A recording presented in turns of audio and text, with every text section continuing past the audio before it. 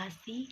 Perkenalkan, nama lengkap saya Maria Oktaviana Palo, NPM 33190004. Baik, di sini saya akan menjawab soal nomor 1 dengan bunyi soal.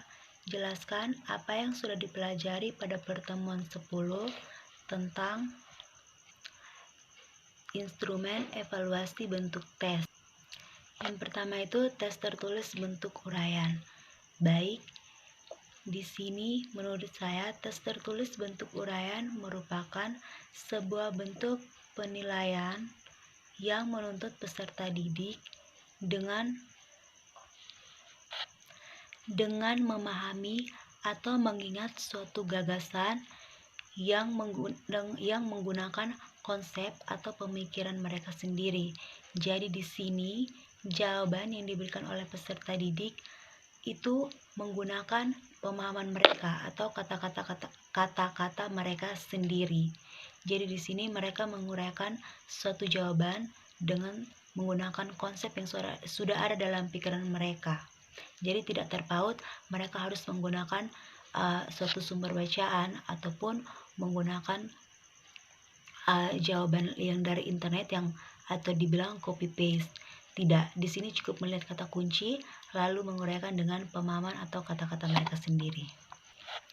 Dan tes uraian tersebut juga dibagi menjadi 2 tes, yaitu tes uraian bentuk terbuka dan terbatas. Ya baik, di sini saya sudah menyediakan sebuah contoh soal untuk tes uraian bentuk terbuka dan terbatas. Sebelumnya saya minta maaf Ibu karena kekurangan saya tidak memiliki sebuah papan tulis untuk langsung menulis contoh soal tersebut.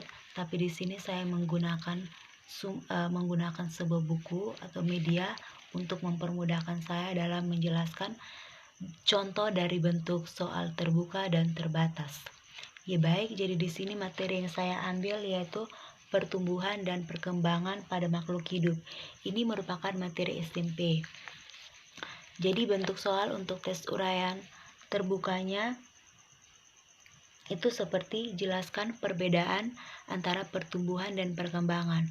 Kalau untuk soal bentuk terbatasnya seperti pada pembelajaran pertumbuhan dan perkembangan pada hewan terdapat 4 fase perkembangan zigot. Pilihlah salah satu fase tersebut dan uraikan proses perkembangan secara singkat. Baik, jadi ini merupakan contoh dari bentuk tes uraian terbuka dan uraian terbatas. Yang kedua adalah tes hasil belajar objektif. Baik, pada hasil tes belajar objektif ini dibagi menjadi 4 tes. Yang pertama ialah melengkapi, ialah pilihan ganda. Yang ketiga ialah menjodohkan. Yang keempat itu isian. Yang kelima itu tes benar salah. Baik, di sini juga saya telah menyediakan sebuah contoh soal yang telah saya siapkan. Baik, di mana pada tes melengkapi ini, guru memberikan sebuah soal kepada peserta didik, di mana soal tersebut berupa sebuah kalimat, dan pada kalimat tersebut ialah terdapat sebuah tempat yang kosong. Baik, saya mengulang jawaban saya. Tes melengkapi artinya di mana guru memberikan soal kepada peserta didik dan peserta didik harus mampu melengkapi soal tersebut. Contoh dari bentuk tes melengkapi ialah misalnya seperti ini. Pertumbuhan pada tumbuhan terjadi di bagian titik-titik. Jadi, bagian yang titik-titik ini merupakan jawaban, sebuah jawaban yang harus diisi oleh seorang siswa atau peserta didik. Jadi dia harus melengkapi soal yang kosong ini. Jadi ketika dia sudah melengkapi, maka komplitlah sebuah soal ini, karena bagian yang kosong ini sudah terisi dengan sebuah jawaban. Baik, yang kedua adalah pilihan ganda. Jadi sebuah tes pilihan ganda merupakan sebuah bentuk tes yang diberikan guru kepada peserta didik dengan sudah menyediakan 4 opsi atau 4 kemungkinan. Jadi dari 4 opsi atau 4 kemungkinan tersebut, siswa atau peserta didik sudah memiliki sebuah gambaran atau sudah mengingat, sudah bisa memprediksi di mana pada 4 kemungkinan tersebut kan ada jawaban yang mirip-mirip. Jadi pada jawaban tersebut siswa sudah harus tahu dan harus betul-betul memahami. Jadi jadi contoh soalnya itu seperti ini. Perubahan berudu menjadi katak dewasa disebut A. Perkembangan, B. Pertumbuhan, C. Perkembangbiakan, D. Metamorfosis. Jadi pada soal pilihan ganda ini lebih enak. Kalau menurut saya memang lebih enak karena di sini siswa cukup melihat opsi saja. Jadi menurut dia kalau misalnya opsi A yang benar, ia tinggal memilih opsi A. Tapi konsekuensinya sangat besar. Mengapa demikian? Karena kalau jika jawabannya benar akan bernilai 1, tapi kalau jika jawabannya salah akan bernilai -1 atau dikurangi 1. Tapi kalau tidak menjawab sama sekali maka nilainya 0. Baik, yang berikut adalah tes menjodohkan. Di mana tes menjodohkan ini guru memberikan sebuah soal kepada peserta didik dan misalnya saya menjadi seorang guru, saya membuat sebuah soal dalam bentuk tabel. Di mana maaf Ibu, seperti ini, di mana tabel ini dibagi 2, di sebelah sini merupakan tabel soal dan di sini merupakan tabel jawaban. Jadi tes menjodohkan ini saya membuat 2 tabel, yaitu tabel soal dan jawaban. Di sini saya menulis sebuah soal, misalnya soalnya masa pubertas pria dipengaruhi oleh hormon titik-titik. Nah, soal ini saya ada membuat 4 soal dan di sini jawabannya. Jawabannya itu tidak terurut. Jadi misalnya jawaban nomor 1 ini saya letakkan pada soal nomor 4, jawaban nomor 4. Dan jawaban nomor 2 ini saya letakkan pada jawaban nomor 3. Nah, di sini kita bisa melihat bahwa soal nomor 1 ini jawabannya terletak pada nomor 2. Pada jawaban nomor 2.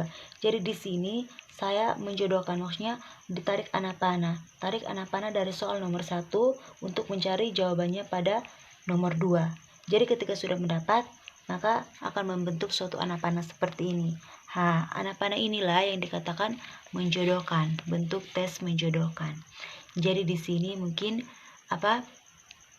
di sini itu membutuhkan kreatif dan imajinasi seorang peserta didik. Karena untuk tes menjodohkan ini juga menurut saya agak sedikit pusing karena jawabannya kan tidak terurut, Ibu. Jawabannya kan tidak terurut.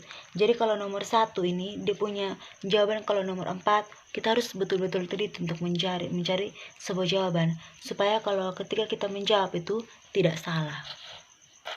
Baik, yang berikut adalah tes isian atau uraian. Ya, saya juga menyediakan sebuah soal di sini. Jadi tes isian atau uraian itu merupakan sebuah bentuk tes yang diberikan guru kepada peserta didik dan yang menuntut peserta didik untuk menjawab soal tersebut dengan menggunakan pemahaman atau konsep mereka. Jadi di sini peserta didik cukup melihat sebuah kata kunci saja. Tidak perlu menghafal atau tidak perlu mengingat jawaban yang cukup panjang. Tapi di sini cukup mengingat satu kata kunci saja, maka peserta didik sudah harus mampu menguraikan kata kunci tersebut dengan baik.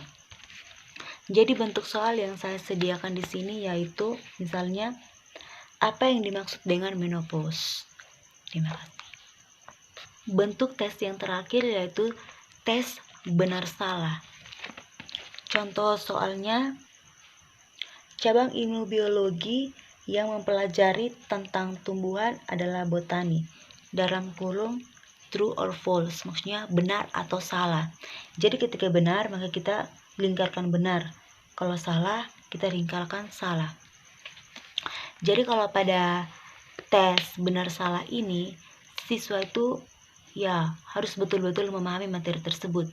Ya walaupun cuma menjawab benar atau salah, tapi kuensinya juga cukup besar. Karena kalau salah poinnya tetap salah atau 0, dan kalau benar poinnya mungkin 1. Baik, yang ketiga adalah tes tindakan. Jadi tes tindakan ini merupakan sebuah bentuk tes yang diberikan guru kepada peserta didik dalam bentuk sebuah tindakan. Tindakan yang dimaksudkan di sini ialah misalnya guru itu secara langsung memanggil seorang murid atau peserta didik untuk maju ke depan. Jadi misalnya ketika saya menjadi seorang guru, saya memanggil seorang murid untuk maju ke depan, misalnya untuk menjelaskan ulang materi apa yang barusan saya sampaikan, atau untuk menjelaskan misalnya bagaimana cara memahami sebuah konsep pembelajaran yang lebih sederhana. Misalnya ada konsep pembelajaran kita menggunakan metode jigsaw, metode debat, dan masih banyak metode lain. Jadi di sini kan tindakan Ibu. Jadi saya memanggil seorang murid maju ke depan. Jadi dia menjelaskan itu di depan kelas dengan menggunakan pemahamannya sendiri. Konsepnya sudah disimpan dalam otak, tindakannya dilakukan dengan menggunakan gerakan atau metode apa saja, tapi ditampilkan di depan kelas untuk dilihat langsung atau dipantau langsung oleh guru dan dinilai oleh teman-temannya. Baik Ibu, mungkin ini sekian dari jawaban saya. Terima kasih.